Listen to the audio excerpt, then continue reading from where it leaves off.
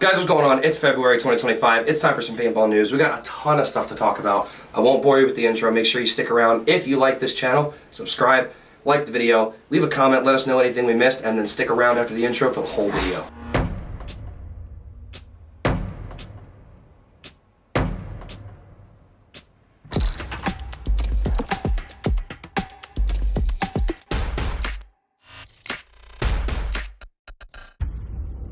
All right, Dougie Do. Well, we just got out of a slap fight, so that's fun. That was fun.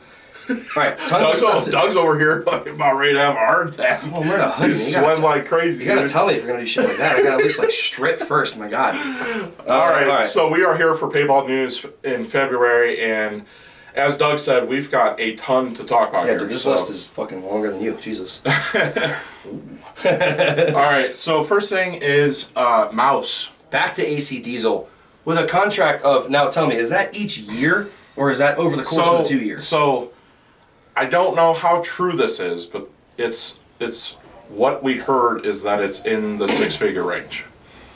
So Well, I don't want to put a over it. specific number out there because, you know, people are going to be like, that's not accurate, or your information's wrong, whatever the case may be. But it is a very large sum of money. If this little private note that I'm looking at is real, he's well over six figures.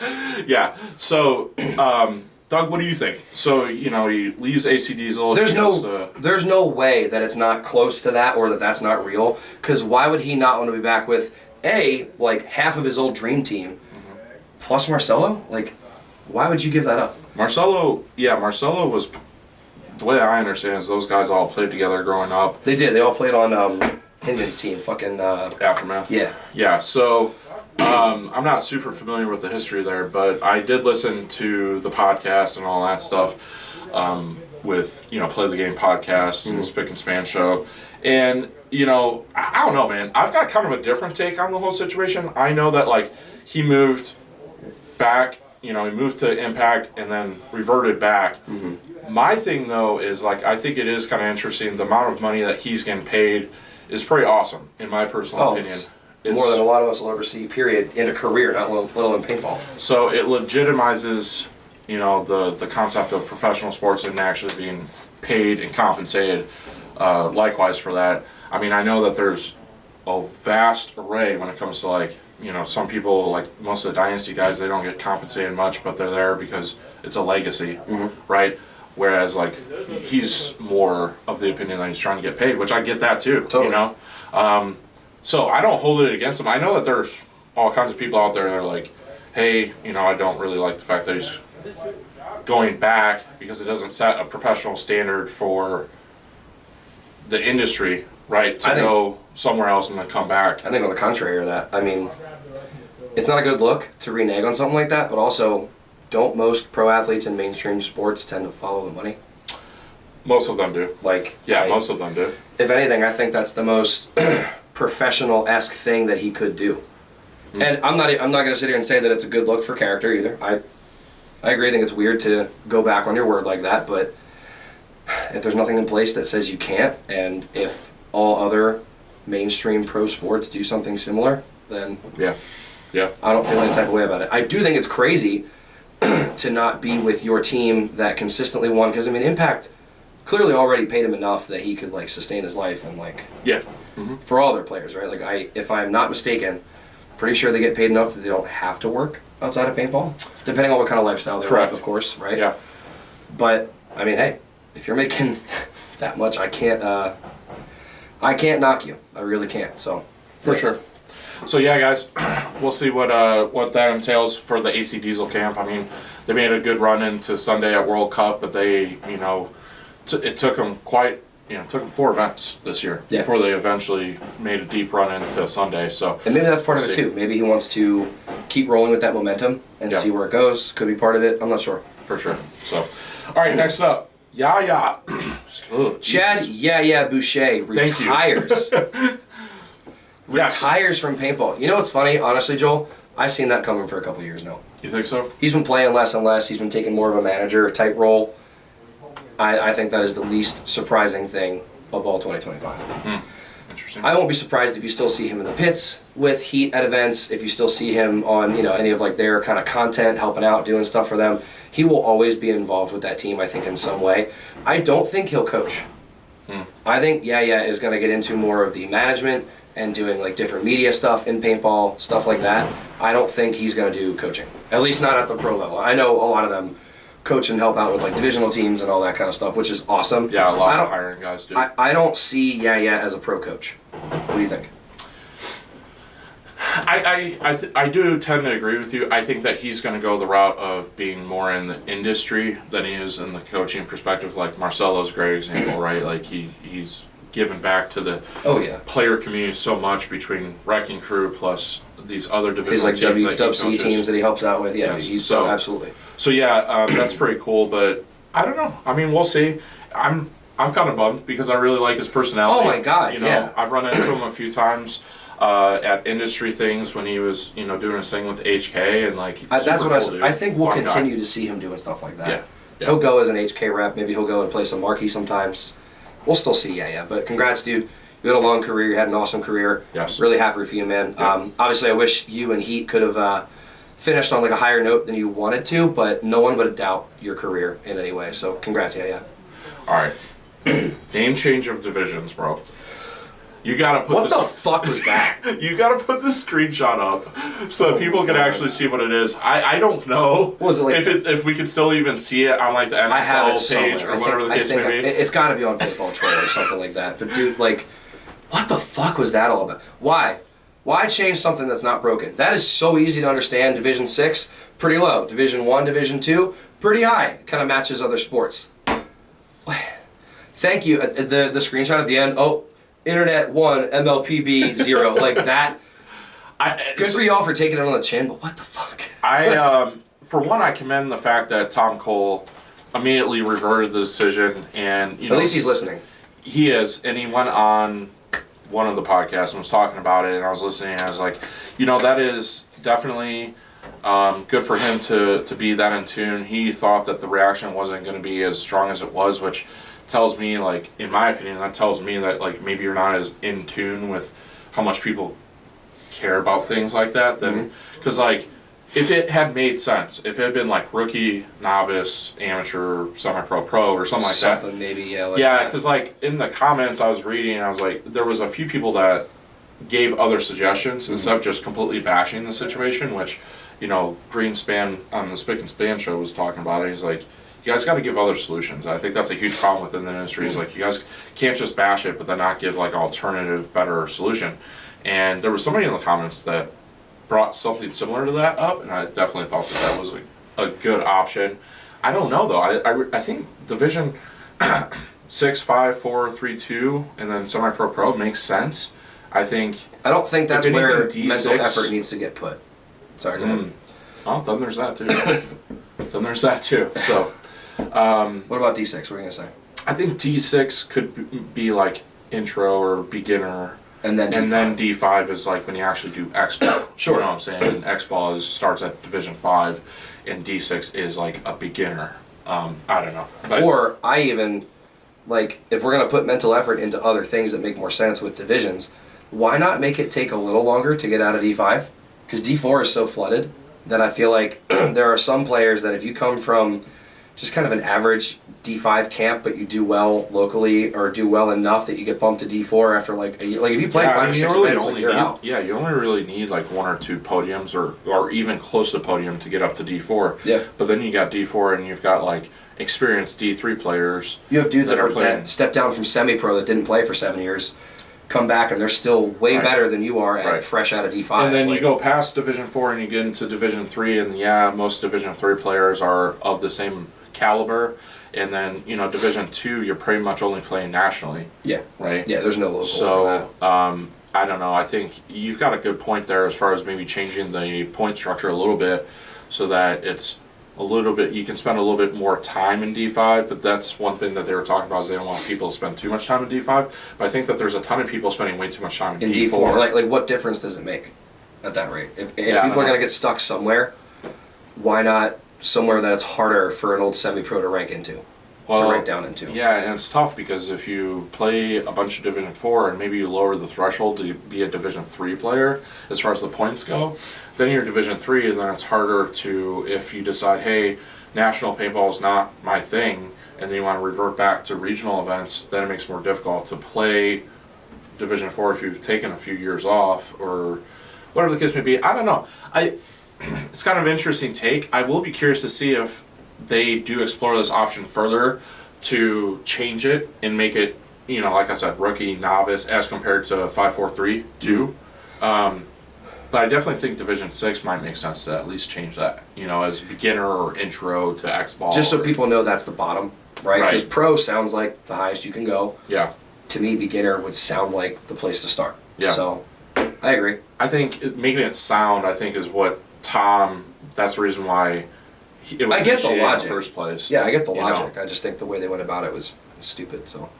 It was definitely the names were not well thought out. I was like, I cannot justify how Elite is better than Premier or whatever the hell it was. That was definitely the A and B, and I'm like, which one's better, A or B? I don't know. That was definitely like a hold my beer, get my pen real quick. Like. It was, and he even admitted to that, but I'm still kind of like, man, that's what you came up with, man? I don't know. Sorry, Tom, I'm not trying to... No, we appreciate what you do, Tom, but at the same time, it's like, yeah, you could at least... I think he knows where he's at, too. Like, when you open yourself up to that much public criticism running a whole league like that, you know people are going to talk some shit, but... Yeah, for sure. Thank you for trying. Your head's in the right place. I get it. Yeah. Next up, so Red Legion... They released and this is kind of more, again, back on the topic of Goldman and that, they released a statement requesting more policy surrounding being able to transfer and go back on it and things like that. I'll try to find that screenshot as well and put it up here, but it's well thought out. I get where they're coming from, but to me, I'm gonna have the Russian mafia after me after this, but I kind of feel like it was some crybaby shit to do it right after that happened. If you do that at the end of a season before any trades happen, or at the beginning before any trades happened, then that makes a lot more sense. But the timing at which that was done felt very I don't know. I agree and disagree. I think in the sense that bringing some level of standard to, if you look at professional sports, all professional sports have deadlines and thresholds and, contracts are signed and they're binding contracts and all that stuff. So I appreciate the fact that they actually went out, and the way that they did it was professional too. Of course. In the sense of hey, we're gonna make an official. My only critique is the timing. Otherwise, I agree with what they did. Yeah. The way they went about it, just fair.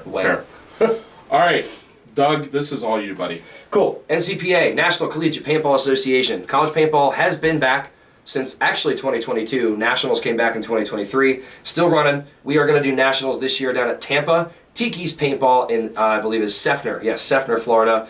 That will be April 12th and 13th. It is open to alumni as well. There is a division for students only. That will be X-Ball. It'll be a race format, like a race X-Ball format, if you will. Think like MSXL type thing. There will also be a... God, do you hear them on the other side of the wall? Yeah. Sorry, guys. Under construction. Sorry, we got a new grid wall. So they're putting that up. Cody, shut up. But the alumni division will also allow students. That's going to be more of a 5v5 kind of round robin type format, a little more of that, like race to 2 type format, just to keep costs a little lower. And if you have a line of students, like say you only have 3, maybe 4 players, that's obviously not enough to go play X-Ball. You can work in some alumni, you just then may only play in that alumni division. So the alumni division is a mixed bag. Or if you're a team of only students that has maybe only 5 and you know it's a bad idea to try to play X-Ball with only 5, you can also play in that alumni kind of more 5-on-5 format. Yes, format. Thank you. You're welcome. But the X-Ball format will be specifically only for those that are student lines strictly. Alumni can obviously coach, come in and hang out, all that good stuff, but there will not be a webcast this year, I believe, guys. There will be other league updates so we can help drop throughout the year, but I just wanted to get the word out that nationals will be happening. If you know anyone who plays for a college or maybe they have a small club team that is not involved yet, please have them comment, somehow get in touch with me, email us or something if they want to get in touch with me. You can find my socials pretty easily too. But yeah, get in touch with us, guys. Get in touch with the NCPA. We'll get them all in. Doug, I feel like there's and somebody said something in the comments about having a whole video, and we're not going to get into it right now, but doing a whole video on our thoughts on the NCPA. Sure. And Gladly all do that. Stuff. So stay tuned for that. Absolutely. All right, next up. NXL will be on ESPN or other popular channels this year, as announced by Tom Cole. Oh, Daddy Tom. Yes, for sure. Do you have any details about that, or is this just kind of vague for now? No specific details, but in the sense that there is going to be something, but we just don't know what that is yet. Okay. I'm excited because of the fact that he's not immediately taking the ESPN offer makes me kind of really excited about like what other opportunities are being presented. He's actually gonna think about it. Yeah, I mean, if you got to think about like not immediately taking the ESPN offer, that's pretty cool. You have somebody right? smart in your ear telling you not to do it. Right. Or there's just another potential good offer. So with that said, guys, stay tuned because I'm really excited to see what the MLPB, NXL, whatever the case may be. Who knows if this is actually true about the next thing that we're going to talk about that's not on this. So the logo for MLPB is in some hot water. It has come under fire from the Major League Baseball, the MLB, for copyright infringement as far as the logo and all that goes. Because it's a little close, right? The color scheme is the same. How solid are your sources on this? That was from Woo Ball for Soup. So, but I actually referred to my friend Emma, who is a professional designer with AEP, so she knows her shit. I showed it to her, and she goes, yeah, Doug, they absolutely have enough grounds for a case on that.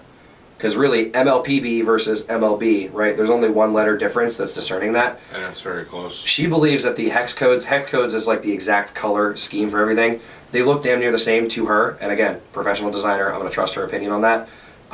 So they look pretty damn near the same. The way it's laid out is very similar. I made the joke in a group chat about how is it hard to discern a fucking bat from a gun in a logo, but you know, I don't get to be the end all be all for these things, and I do see where they're coming from. So as of right now, as of like a day or two ago when we saw all of this, they were pulling the logo off of everything that they could for the time being until further notice.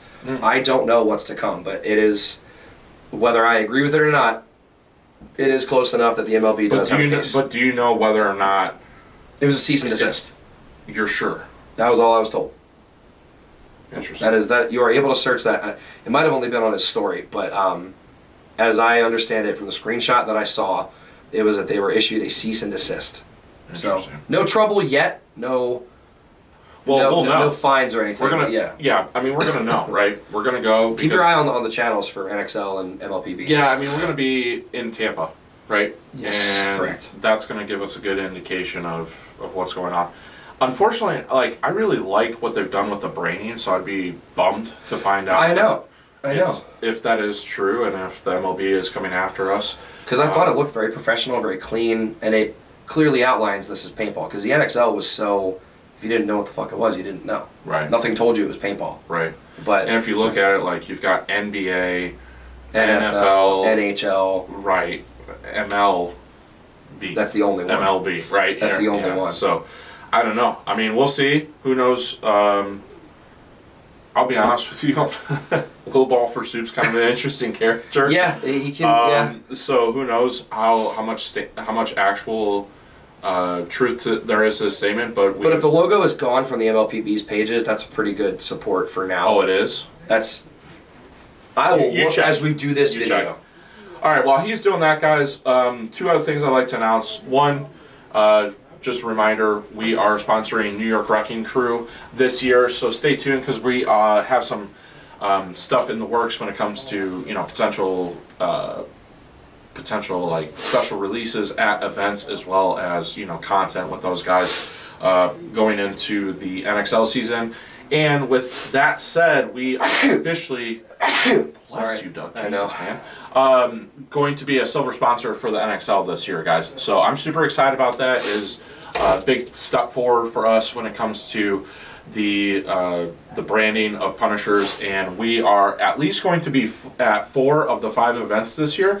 So the only event that is still kind of on the chopping block is potentially Texas, but we will be at Tampa.